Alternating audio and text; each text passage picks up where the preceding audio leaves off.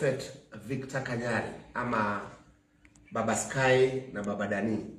Nimekuwa na official briefing leo kwa sababu ya mambo ambayo yanaendelea katika social media na hayanifurahishi na yanasikia moyo wangu nina bleed na niko na uchungu sana. Kwa sababu katika culture yetu hatuongeleleangi mtu ambaye amefariki. Katika culture yetu huanga hatuongei kinyume ya mtu ambaye amefariki. Kwa hivyo mimi nasikia moyo wangu kuwa na huzuni wakati ambapo tunapata nguvu ya kuongelea mtu kama Betty Bayo ambaye aliguza mioyo ya watu, ambaye aliimba nyimbo watu wakaokoka, ambaye aliimba nyimbo tukampenda. Betty Bayo was everything. Ningeambua nitoe hata billions of shillings, ningetafuta ndio Betty Bayo akuwe hai. Lakini Mungu alimpenda zaidi na akamchukua.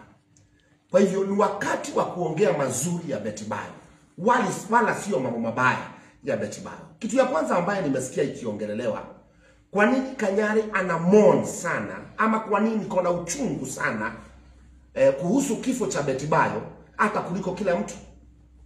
Wacha nikwambie ni kwa nini niko na uchungu. Mimi si wale wanaume ambao ukiachana na mtu unaongea kinyume cha watu. Hii kanisa yangu nimekuonesha mpaka ex wangu, wengine nikiwa support na mabiashara. Mimi si wale watu ambao wana neglect wanawake. Mimi si wale wanaume ambao unaweza kuacha mwanamke na uongee kinyume chake. Huyu mwanamke alinizalia watu wawili. Kama angekuwa ananichukia, hangenizalia hawa watoto. Kama angenichukia, hangenizalia hawa watoto. So alikuwa ananipenda.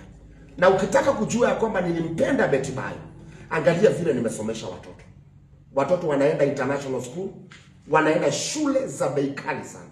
Na nawapeleka huko kuonesha upendo wangu kwa Betty Bayo.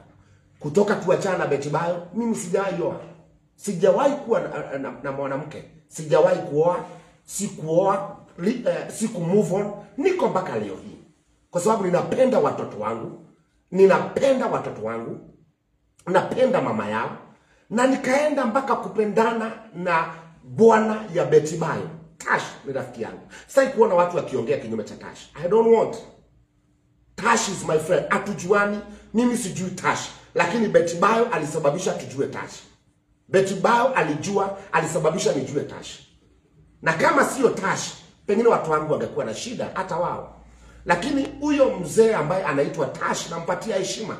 Na nampatia heshima ni kwa sababu ameniangalilia Sky, ameniangalilia Dani.